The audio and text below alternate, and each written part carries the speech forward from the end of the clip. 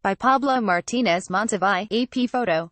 Forgive me, because we're about to take a break from a week of big and mostly horrible news, a rush to intervention in Syria being the worst, a bank robber throwing cash over Taylor Swift's fence being the best, and instead contemplate something less urgent, like the seemingly insane work style of Donald Trump. Consider it a form of self-care, as they say these days. Some people inhale peppermint smells, others indulge in off-news musing about workdays that last from 11 a.m. to 6 p.m. To be fair, it's not entirely divorced from the news. This past weekend, we saw yet another report, this time from Jonathan Swan at Axios, on how little time Donald Trump spends at the office. Swan reports that Trump is spending about 7 hours a day in the West Wing, much of it in TV in the dining room, then taking off for home to more TV. This is consistent with other reports suggesting that Trump's schedule consists largely of coming into the office to scream at people for 7 hours and then going home to tear through cheeseburgers and scream at Fox. Even before the feds raided, Trump's lawyer, the president, according to the New York Times, spent his weekend engaged in few activities other than dinner at the Trump International Hotel. Policy discussions seem to be so difficult that the president now gets doses of policy time, once or twice a day. Trump has bowed out of a Summit of the Americas trip, sending Mike Pence in his place, so that Trump can focus on Syria, except that Pence seems to be taking the lead on that, too.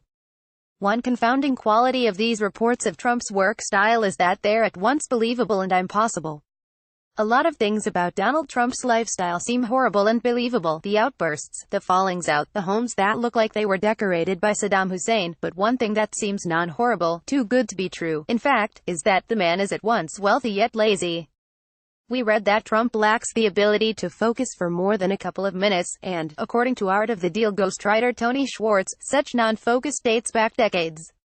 Yet, if avoiding concentration, dining on burgers, playing golf, and in TV were a guarantee of riches, we'd have a severe oversupply of billionaires. The mystery of Trump's non-work is therefore great. Something is missing or wrong. One obvious yet tempting fallacy is that diligence corresponds reliably to effectiveness. Jimmy Carter was considered hardworking, but his White House spun its wheels. Ronald Reagan was considered work-shy, but his White House accomplished plenty. Trump could still manage to do a lot in a short workday. Similarly, allowing your day to bulge with appointments of one sort or another doesn't lead to good results, either. In The Effective Executive, the consultant and educator Peter Drucker wrote that most executives could ditch about a quarter of the things they feel they ought to be doing without anyone noticing or caring. He also noted that U.S. presidents often start by accepting too many invitations, then go to the opposite extreme of declining them, before finding a balance, so it's possible Trump is in that intermediate phase. One example Drucker liked to cite was that of Franklin Roosevelt's wartime advisor Harry Hopkins, who, although ailing and capable of working only a few hours a day, stayed effective by managing those few hours very well. Many CEOs work hard to keep sizable stretches of their calendar blank. We've also heard gasps over Trump getting his daily intelligence briefing closer to midday rather than in the morning, breaking with the habits of other presidents.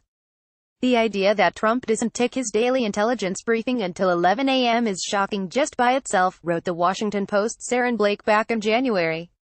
Perhaps different shock thresholds are at work here, but given that Trump is still getting a briefing every 24 hours, this seems rather like being stunned that I take a daily vitamin pill at lunch when you take it at breakfast. Are people worried we're giving the rest of the world a head start? In that case, I have some reassuring news about time zones and the spherical shape of the planet. Where any defense of Trump's work style must weaken, however, is in the tabulation of results. Not for the first time, I'll note that Trump's presidency has, so far, been far more noise than movement.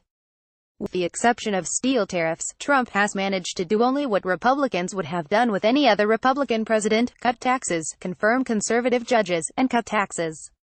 I know I mentioned cutting taxes twice, but consider that my tribute to the fertile mind of outgoing House Speaker Paul Ryan. For those who oppose Trump's policies, this has some advantages, since an effective president would be getting his way much more.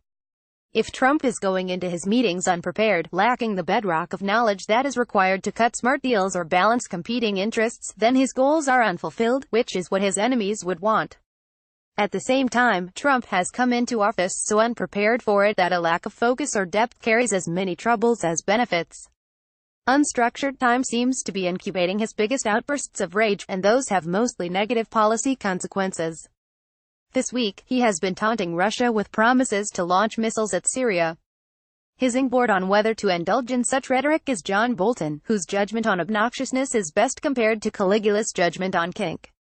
We can see from Trump's own books, ghost-ridden though they might be, that Trump has come to value throwing himself into projects without doing his homework. With his show The Apprentice, what I didn't know worked for me. Trump wrote in his book Think Like a Champion. I just put all my concentration into what I was doing, and as problems surfaced, I dealt with them. Think of how boring it would be just to sail into things and have everything be perfect. Indeed, anyone will agree that dull perfection is the last of Trump's problems. The presidency seems to be undergoing the same treatment. Such lack of preparation gets to the heart of how Trump's approach to unstructured time seems to diverge most from that of the ideal chief executive. In a 2002 Harvard Business Review article, management scholars Heike Brook and Sumantra Ghoshal argued that the ideal executive isn't busy so much as purposeful, avoiding busyness in favor of contemplation and focus. Managers of this sort tend to be more self-aware than most people, with a clarity about their intentions, in combination with strong willpower, that allows them to pick their goals and their battles with far more care than other managers do. Does this like Trump, the man who sends tweets about people's plastic surgery? Trump keeps the big picture in mind when he's campaigning but seems unable to connect it to daily actions. In this scenario, then, everyone finds a way to lose from Trump's lazy busyness. Trump supporters lose because their man is ineffective.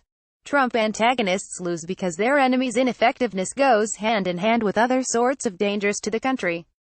Or maybe that scenario is wrong. Trump himself has boasted of his capacity for concentration and officially written that you have to maintain your focus at all times, and your momentum. So maybe he's just pretending to be completely erratic. Or maybe Trump was capable of sustained focus about 40 years ago but then lost all focus and let momentum carry him the rest of the way, right into the White House. Pick whichever makes you feel best, but that's as much as I've got to offer. I've already put in 7 hours.